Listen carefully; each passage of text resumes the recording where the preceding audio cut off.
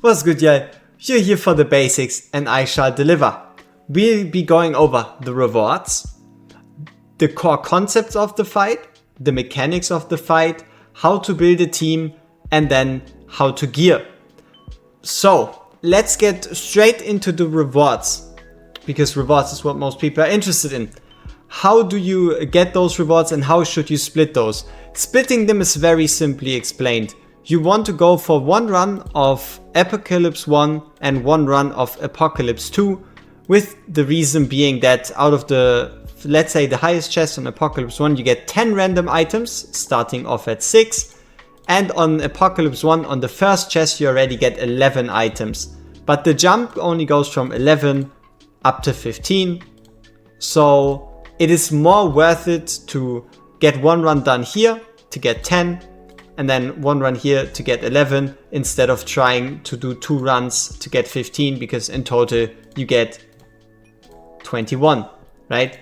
Obviously the values on the Apocalypse 2 stuffs are a bit higher, but that's not really, it's besides the point. So you want to do Apocalypse 1 and Apocalypse 2.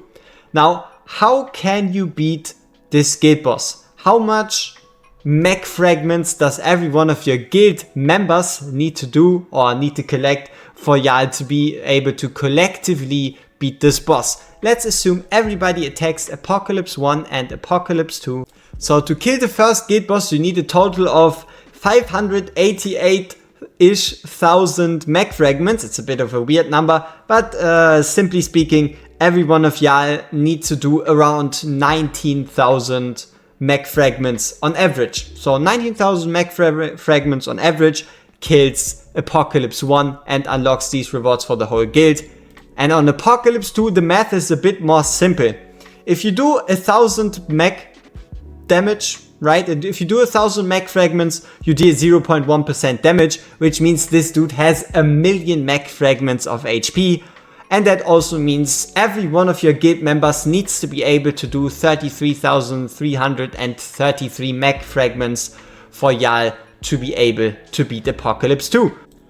Alright, now onto the core rule of this fight. You need to use 10 different units per difficulty. So the guys you use in Apocalypse 1 are going to get locked out for the remainder of the week for Apocalypse 2. And that then means you need to use different, you need to kind of judge based on your guild. Can you afford to use your best units only for the second fight? Are you even going to attempt to beat the second fight? And that's basically what you need to decide. You have as much freedom as you want. You can try this as many times as you want. The keys aren't going to be consumed unless you save the run. And the way you save the run would be, let's say we fail at the minute, but we're still happy with the score. We remove everyone past the minute and the fight ends. If it goes past a minute and everyone dies, the fight ends, right? Here it then shows you how much percentages you've done, what rewards you would get, and then you have the chance to save or to not save. If you do not save, it still gets saved as an auto. If you want to, you can still upload it as an auto, but your units are going to stay free. As soon as you hit save, you lose the key, you lose access to your units until the calculation period in a week is over. Alright, yeah, for this next thing we'll be going through one rotation of Semrah, and I'll explain the way you deal with the phases, and then the team that we have here at the moment is going to make a lot more sense. So our main goal is going to be placing everyone around our Medan, because Medan is the one that cleanses for us. So here we go. We'll just be placing down our units, making sure that everyone is actually in Medan's range, and then it's off into the fight. So first off, you're going to see him hit the ground, and after the ground hit, this stone right here, you see the stone drop. That stone drop actually targeted Azor. The reason why I targeted Azor is because he does a bunch of AoE damage and then targets the highest health unit. The reason why we have Azor here is twofold, but for the moment the only reason you need to know is the fact that he is able to tank that damage. You need to bring at least one tank or a tanky fighter. Alright, then we have the Death Saw. So in the Death Saw you need to either stun, freeze or knock the target into the air to continuously stack up these. Let me see if we can see it as a debuff. Not quite. Come on, can we get a stack? There we go. So here, these attack minus 36%, attack minus whatever percent. The way we're getting them in this team is going to be Azor. Azor is applying stunts, and Nazim.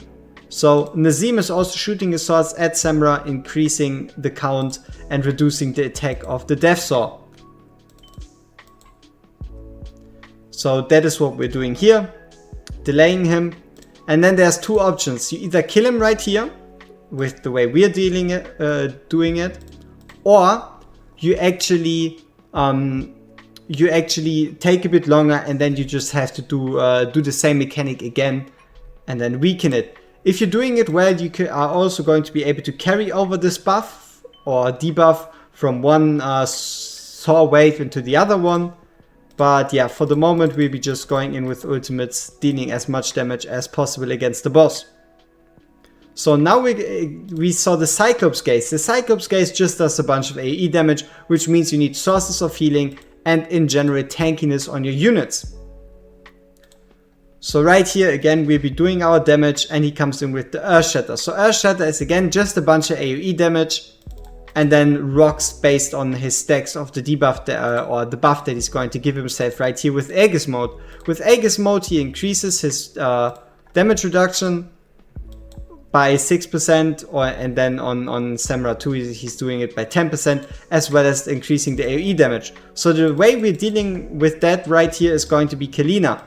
Kalina is going to be our source of true damage. Kalina is going to do the true damage against the boss. Obviously you don't need just true damage, you can definitely do it with just doing a bunch of damage and bursting him down, but there we go. So we need a bunch of true damage, units that in general have high attack, units that have high multipliers, units that just overall do a bunch of damage. So here we have the poison. When he starts the phase he applies 5 stacks of poison. The stacks are going to get more the further the fight progresses, and then he's going to use acidic venom. Your goal is to hold out until the first acidic venom and then cleanse, because if not, if you cleanse too early, you're just going to end up without the ability to cleanse.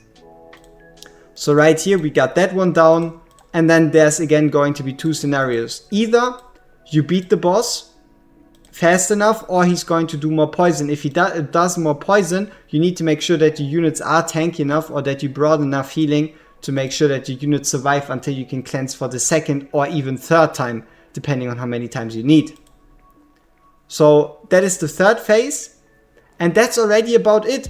Semrah is completely down. Every time we do defeat a phase, he actually gets weakened, and at the end he gets like a big vulnerability, and then every time he starts a new phase he enters overdrive mode, increasing his health bar by 50%, so the health, and then the damage he does by 30%. This buff cannot be dispelled, and then it's going to be the same thing all over again. So this is Semrah. This is how you deal with the single rotation, and it's only going to get harder from here. So now that we know how he works, what the basic rules are, there's only one thing left, and that is gearing. How do you gear properly for this fight? So the way you properly gear for this fight is going to be, I guess, rather simple, but the value of HP bonus substats is going to skyrocket, because you need a certain amount of HP to make it longer. The boss is going to eventually increase his attack so much that he just ends up one-shotting your units, even with Volker reducing the damage by, for example, 30%. So you need to have a certain amount of HP, and you need to have a certain amount of survivability granted by your units.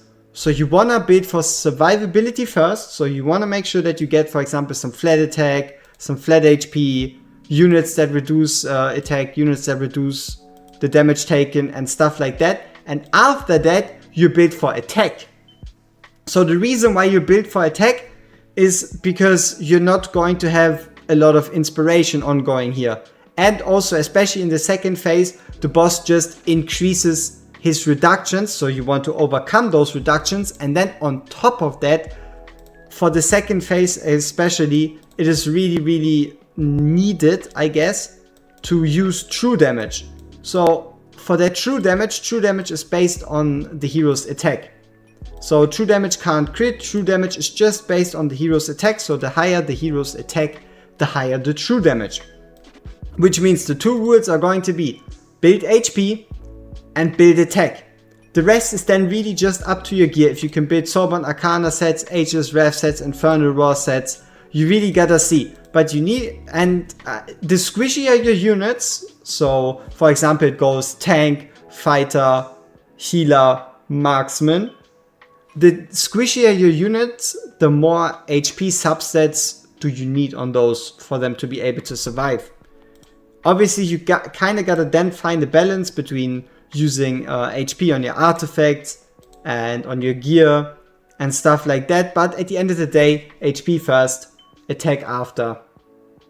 And even if you run a constance, you still want to go for attack, and that is Semrah. So, if you're still looking for inspiration on how to build a team, or in general want a good idea of what I use for units to try out, then I have a tier list, and we see each other in the next one.